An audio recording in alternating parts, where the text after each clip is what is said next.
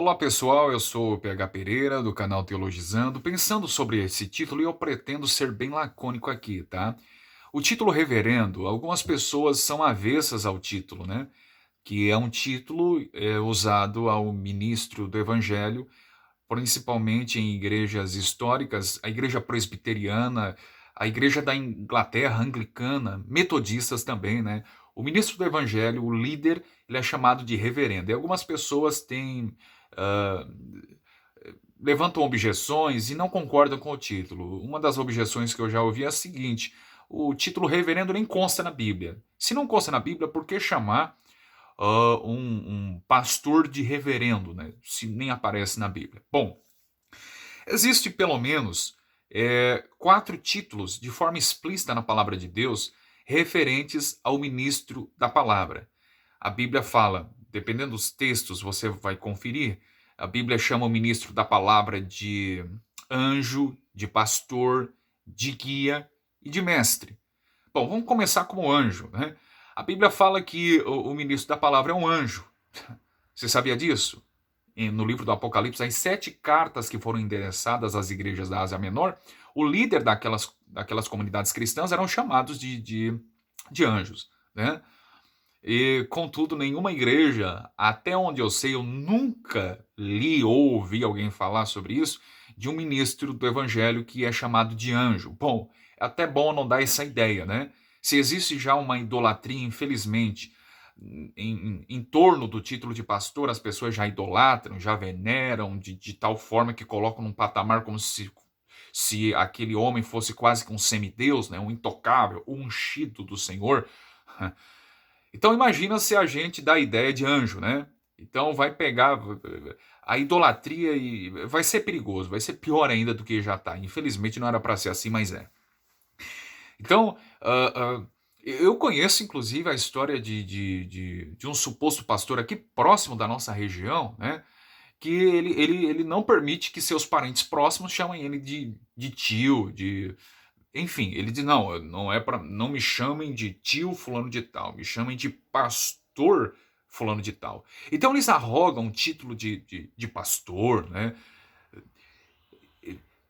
Percebe todo o erro, percebe todo o perigo. Então eu não vou dar a ideia de que o ministro do evangelho tem que ser chamado de anjo. Mas quando lemos a escritura, a Bíblia apresenta esse título de forma explícita ao ministro da palavra. Ele é um anjo.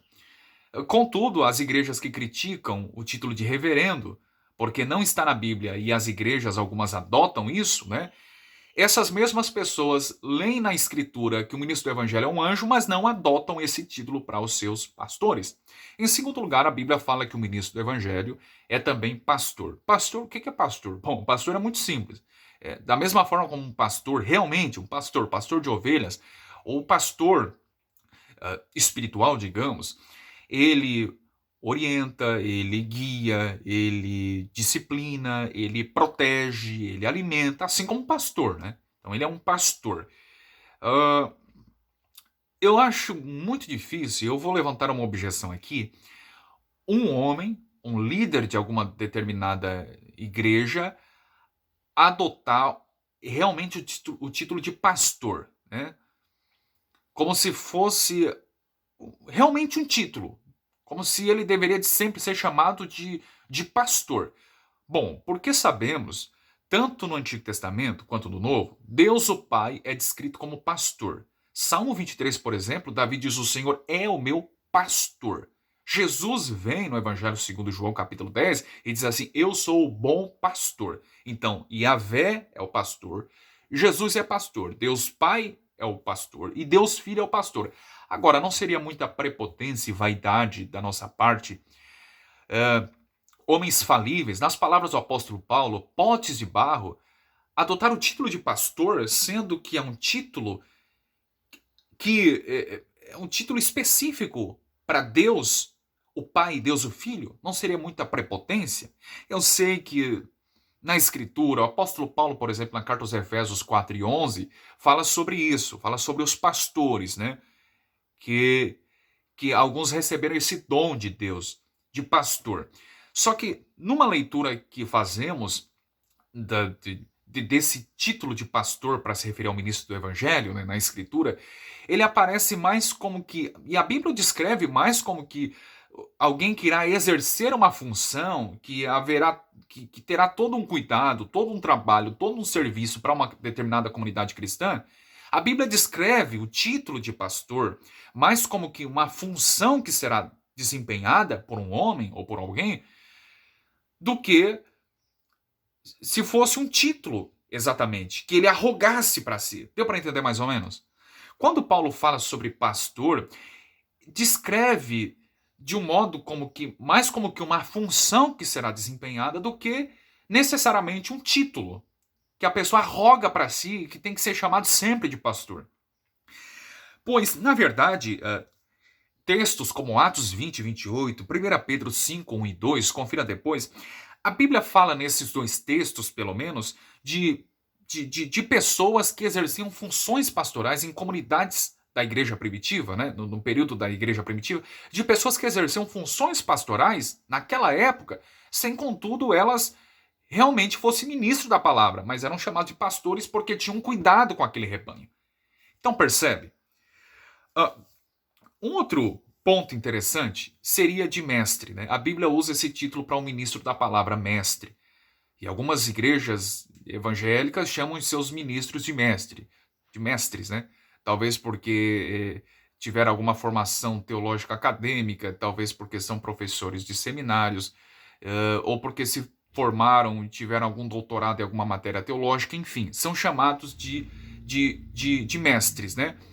Contudo, a Bíblia confronta isso, Mateus 23, verso 8, Jesus fala que vós, porém, não sereis chamados de mestres, porque um só é vosso mestre e vós todos seus irmãos. Os mesmos que criticam o título de reverendo não têm dificuldade em chamar seus pastores de mestres. A Bíblia também fala sobre guia. O guia remete quase que à ideia de pastor, né? É quase que sinônimo. A Bíblia também fala em Mateus 23 e 10. Não sereis chamados guias, porque um só é vosso guia, o Cristo.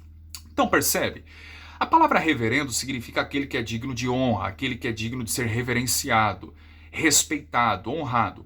O ministro do Evangelho é digno de todo o nosso respeito, apreço, consideração, amor. Inclusive a carta aos Hebreus 13 destaca sobre isso. Estou falando do ministro de verdade, o ministro do Evangelho, aquele que ama realmente a Escritura, que prega a ortodoxia séria, que tem amor pela palavra e não pelo dinheiro, como muitos aí que são mercenários. Estou falando do ministro verdadeiro. Ele merece ser reverenciado, honrado. A Bíblia fala sobre a honra que o cristão deve dar aos crentes de um modo geral, aos homens de um modo geral. A Bíblia fala que devemos honrar todas as pessoas, os crentes, os homens. Por que o ministro do Evangelho ficaria de fora disso?